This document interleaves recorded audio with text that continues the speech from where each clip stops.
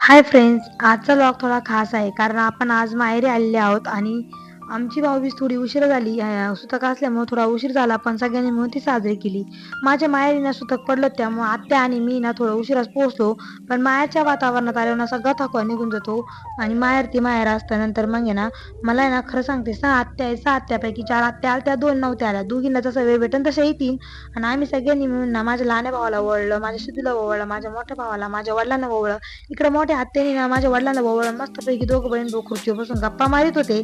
त्यांच्या गप्पा चालू होत्या, पण आम्ही बाहेर गप्पा मारल्यानंतर पुन्हा मोबाईलला सुरुवात केली, कारण की माझ्या मोठ्या भावाला जायचं होतं ड्युटीवर. तो कामावर जायचं होतं म्हणून पटपट आवरून घेतलं. नंतर मग ना नाही का सगळ्यांनी ओवळलं, आत्याच्या मुलींना आत्याच्या नातीने ओवळलं. इकडं मम्मीचा स्वयंपाक चालू होता, मम्मीने स्वयंपाक केला. स्वयंपाक झाल्यानंतर ना मी आणि मयुरीने ना ताटा केली आम्ही दोघींनी जेवायला.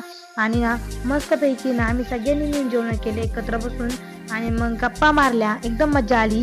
तर हा होता आमचा उशिराचा भाऊबीज ब्लॉग. तुम्हाला आवडला असेल तर लाईक शेअर सबस्क्राईब करायला विसरू नका. भेटूया पुढच्या ब्लॉगमध्ये. तोपर्यंत बाय.